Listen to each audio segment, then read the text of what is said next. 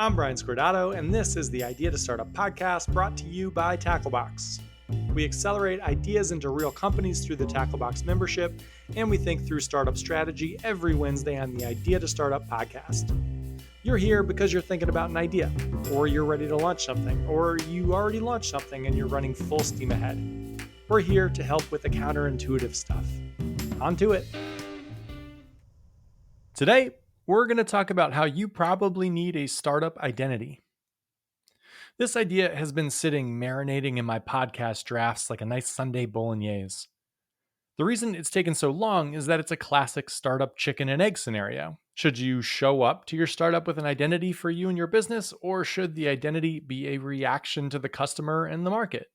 Is an identity a rigid thing the startup has to fit into, or vice versa? Sub-question, is it better to burn out or fade away? That's a high fidelity joke. Great movie. Anyway, it's taken a while, but I've decided that picking an identity and making decisions through that lens is the right approach. Turns out the egg came first. Intentionality around an identity is more likely to work, and not having an identity from the start makes it too hard to make the avalanche of daily decisions you'll be faced with as an entrepreneur. So let's nail your identity down. And we'll start by talking about how you learn something new.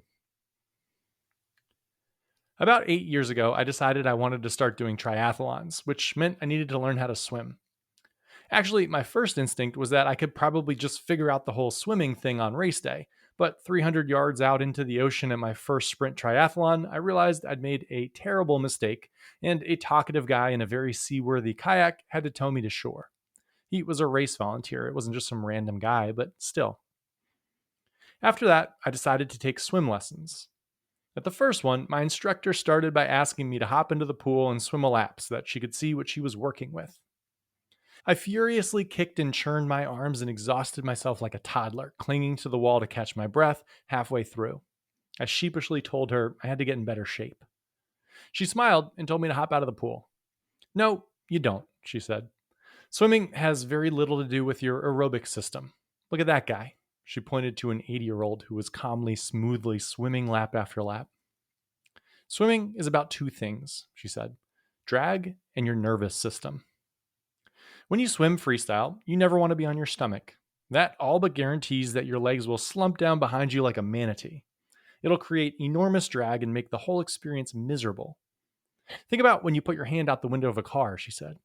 "If you keep your palm parallel to the ground, it cuts through the air easily, but if you stand your palm up, you feel enormous resistance. Swimming is just like that, except that water is 800 times denser than air. You can't have any drag. The problem is that the only place you'll be comfortable in the water when you start is on your stomach because it feels stable. So that's how nearly every beginner swims, and that is why people think it is so exhausting." She went on. "You'll have the least amount of drag when you're completely on your side, with your arm extended fully and your legs extended fully, like you're a human canoe. That is the position you want to spend all your time in. And the goal is to minimize your strokes, not maximize them, because every stroke takes you out of that canoe position. Rotate from side to side, glide as long as you can, and that is how you'll swim fast and far." This was blowing my mind. She continued. "The problem is that your nervous system won't feel comfortable on your side gliding. It'll panic and think you're drowning and try to roll you back onto your stomach. So we just need to train your nervous system to get it comfortable being on your side in the water. Once it is and it knows you aren't going to drown, you can then learn to swim.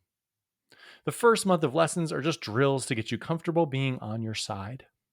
And after a month of those drills, it all clicked. My nervous system relaxed. I swam on my side, and swimming a mile became just as much effort as jogging one.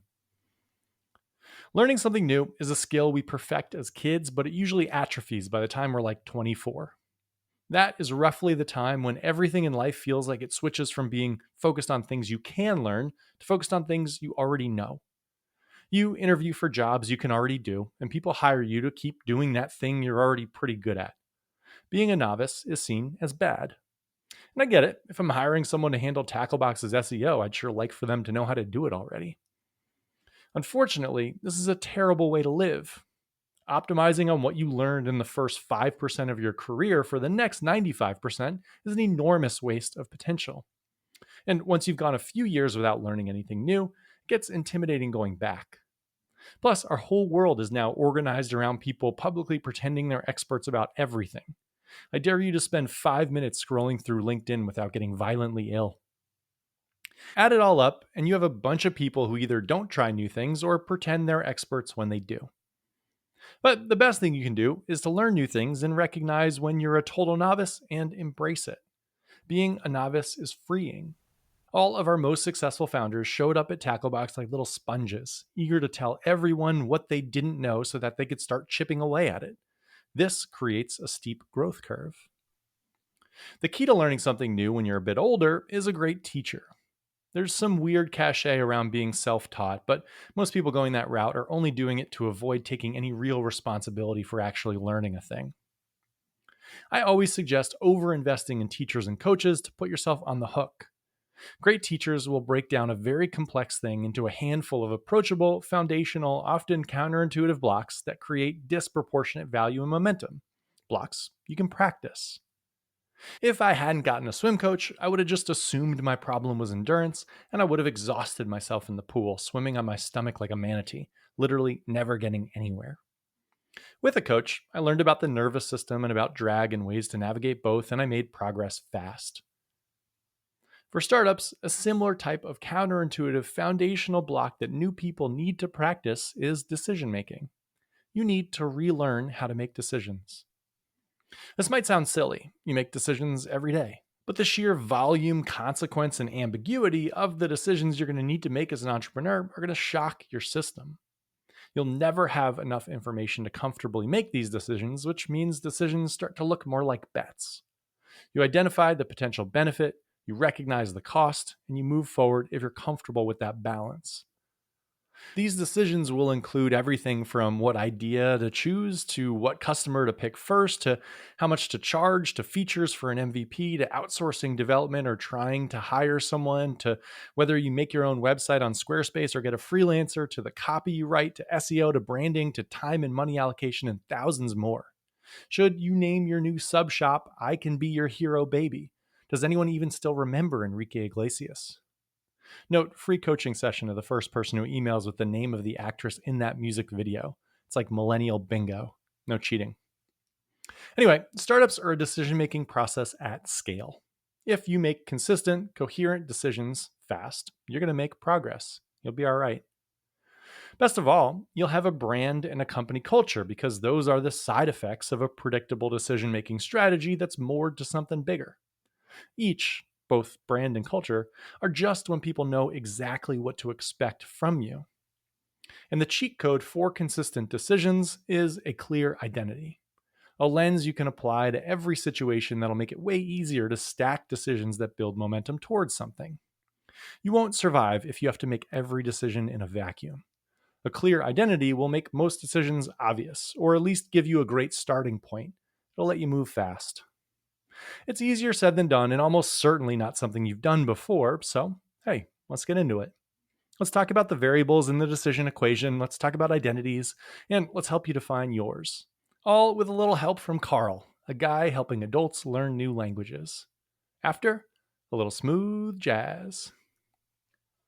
Hey, if you've ever considered Tacklebox but thought, man, I'd like to give that thing a try first, great news. We've finally got a 2-week free trial for our self-paced program. Pop in there and see what our content and the flow is all about. Force yourself to do some interviews. Kick your butt a little. Make some actual progress on your idea, and then you can decide if you want to stick with the self-paced program or apply to move into the small group program and get coaching. Check it out at gettacklebox.com. Back to it. Carl and the decision equation. These pods always work best when we pair them with an example. So today we'll use a founder new to Tacklebox who was a happy guinea pig. We'll call him Carl. That's not his name, but it isn't all that far off. And he chose it because he said that was the name his parents had originally planned for him. Don't worry, that won't be on the test. Carl is working on an AI startup, shocker, that's helping adults learn other languages, starting with Spanish. The idea is simple. A conversational AI tool that has free-flowing conversations with learners and then generates digital flashcards and develops lesson plans based on that learner's specific needs. So, if you want to learn Spanish, you'd fire up the app and it'd ask you a question, like, "How was your day?" You'd answer first with what you wanted to say in English, and then with your attempt at Spanish. It'd correct you if necessary and ask a couple of follow up questions. After a 15-minute chat, say goodbye and write up a report. It recognizes where you're struggling and creates some flashcards for you. When you next sign in, it'll remember what you needed to work on. Now, obviously, this is a product idea. This isn't problem or customer based. It's just something cool the founder thought might work because he lives and breathes AI and because he spent a year frantically learning Spanish before living abroad. And that is why I liked it as an example today. It's probably pretty close to what you're thinking about. Now, back to decisions. When I asked Carl what decisions he wanted to run through this framework, he was caught off guard. "What do you mean, decisions?" he said. "Well," I said, "what are the big decisions you currently are trying to make?" Silence. And this lets us hit a little side lesson. When you're working on a startup part time, a great way to make sure everything you do is moving forward is to first ask the question, what decision does the thing I'm about to do help me make? If there isn't a clear answer, you're probably working on something frivolous. For Carl, he's running customer interviews. The purpose of these interviews is to pick a first customer to run with, the one we'll build intent tests for and eventually a concierge MVP. Who we focus on is the decision that needs to be made. So, formally, which customer should I start with? Okay, Carl jumped in. But in my interviews, I found three types of customers I like. He continued. One type just wants to learn Spanish and has been doing Duolingo for like 2 years and is considering a tutor. One is moving to a Spanish speaking country and needs a base fast. And the last is working at a company where being bilingual opens up a lot of opportunity. Okay, here is a nice, juicy startup decision then. Which of those three customers should Carl focus on first? It's easy to see how you could get stuck here. Each customer seems like it could support a business. Each has incentive and motivation. Each is targetable. Each has their strengths and weaknesses. And then Carl popped in with the nightmare suggestion. Or, he said, I could just build a product that all three can use and we can see which one likes it the most. I dropped to my knees, head in my hands, and started weeping. Not really. But this question makes it clear why identities are so important.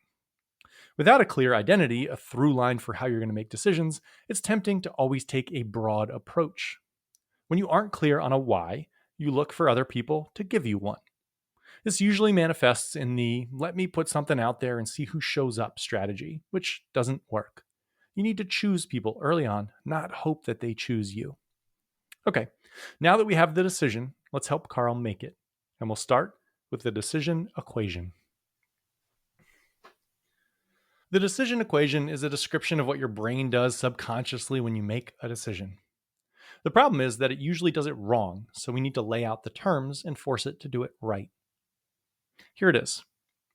The decision equals the expected value times the confidence interval minus the expected cost times risk aversion. Basically, what's the upside? How sure are you of that upside? What's it going to cost? And how much do you fear that cost? There are also three additional variables that sit outside the equation but impact it. The first is what I call regret override. If you're going to severely regret not doing something, then do it. Decision over. Easy. Next is what I call the uncomfortable override. If there's an option that feels uncomfortable for the right reasons, meaning it isn't uncomfortable because you don't have adequate knowledge, it's uncomfortable because the actions you'll have to take make you uncomfortable, then you should probably do that one. The last variable is the unfair multiplier. Is there an option where you have an unfair advantage? This will be included in the confidence interval variable, but I like pulling it out to make sure we're focusing on it because it is so important. Startups are about finding and exploiting an unfair advantage. If you've got one, that is usually the right choice. Now, let's use the equation to help our good friend Carl pick a customer. The decision equation and identity.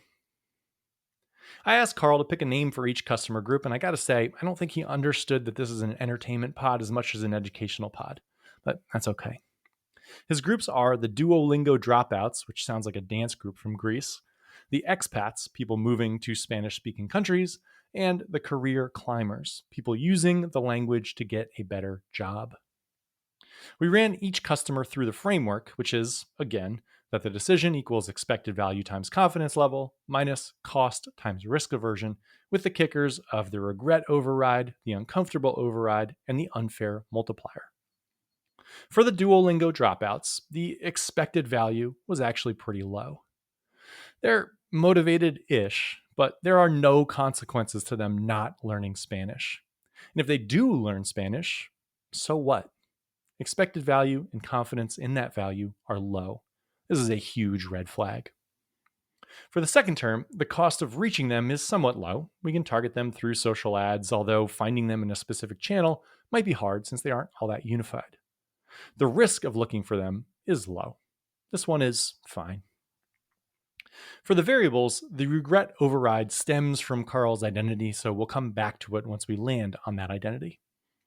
The uncomfortable override is non-existent.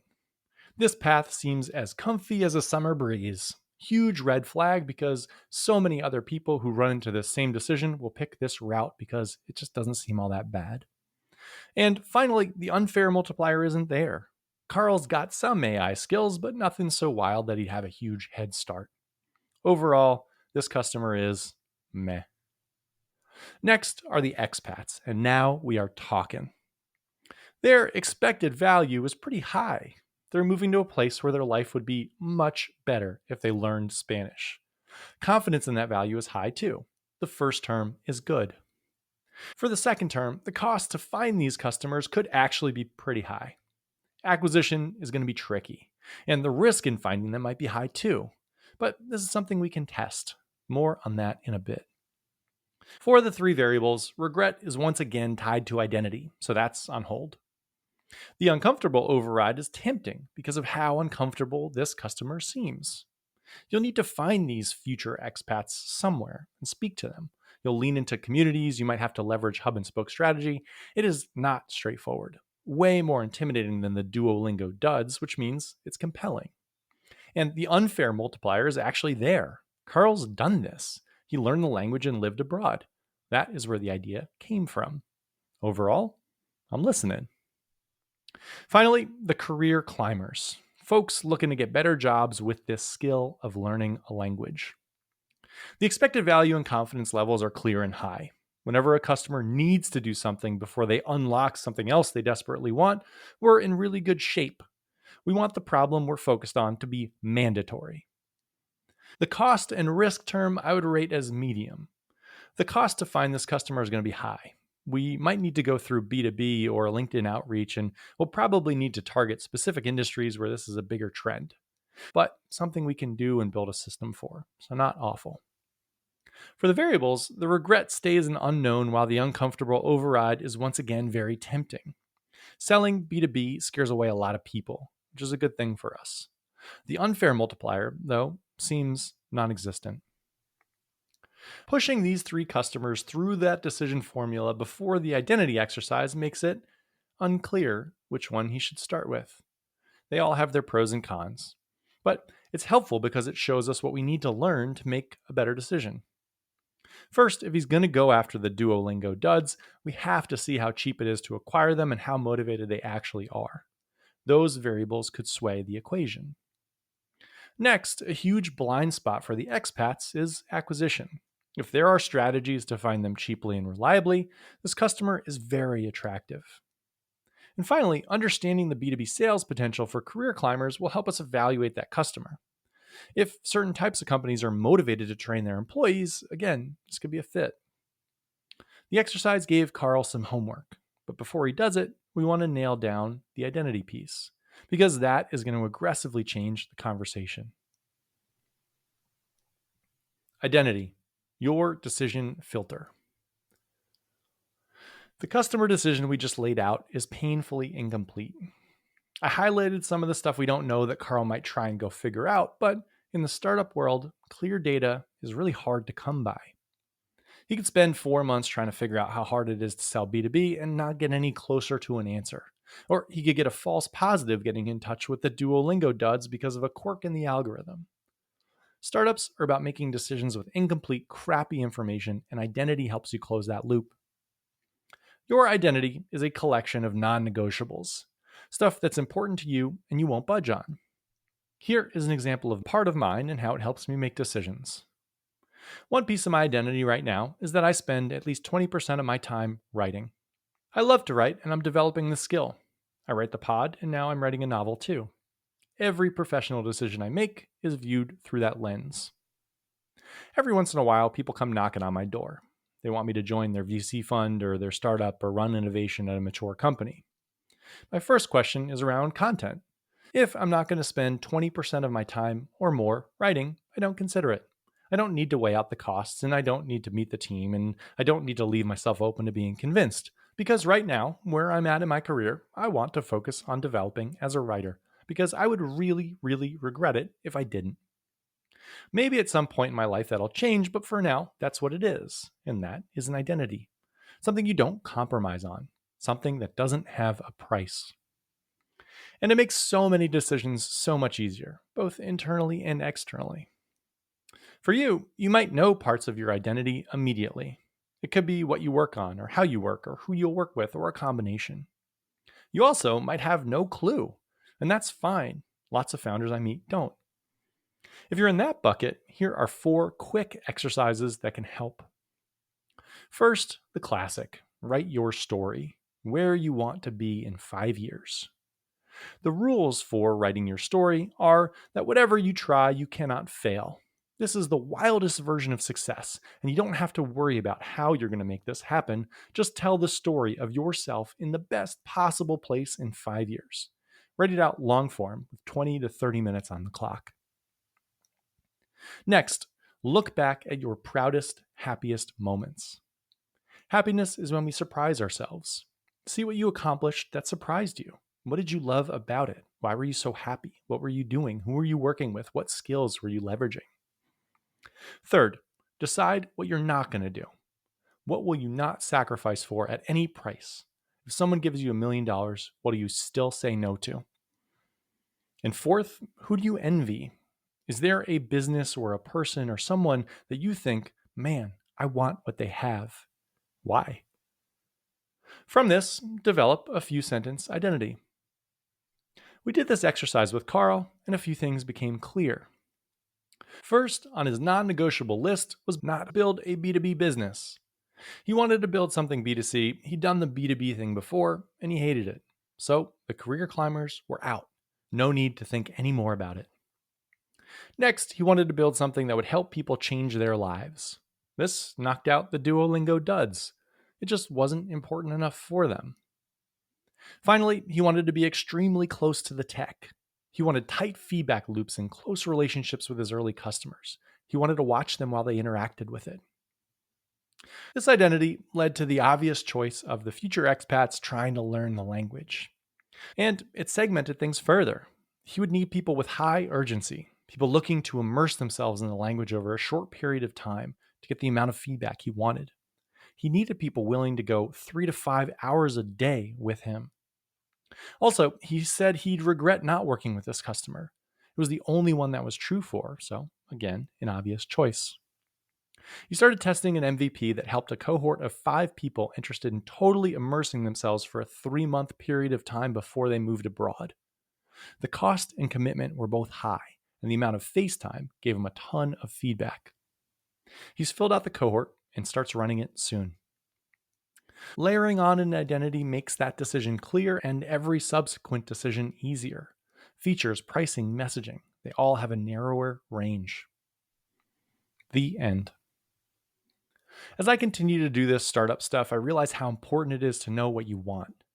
There's a version of nearly every business that can work. If Carl wanted to build a venture-backed startup, we could have adjusted for that. If he wanted to go in person, we could have shaped it. If he wanted to build in public and test wildly, that could have worked too. The problem is never, can this work? It's, do you actually want this to work that way? And most people don't know. They haven't figured out what they want, who they are as a founder, and they don't realize how much harder every decision becomes without that clarity. A lack of identity means decisions get made without a through line. They get scattered, the product balloons, the business bloats, it becomes unmanageable. And then it's really hard to reel it all back in. It's like those spikes they have at the rental car lot. Once you've driven over them, there's no going back. So figure out your identity and be clear and explicit and proud of it. Evaluate decisions through the lens of it. And if that leads you to open a sandwich shop called I Can Be Your Hero Baby, just give me credit. This was the Idea to Start a Podcast brought to you by Tacklebox. Check out the 2-week free trial at gettacklebox.com and have a great week.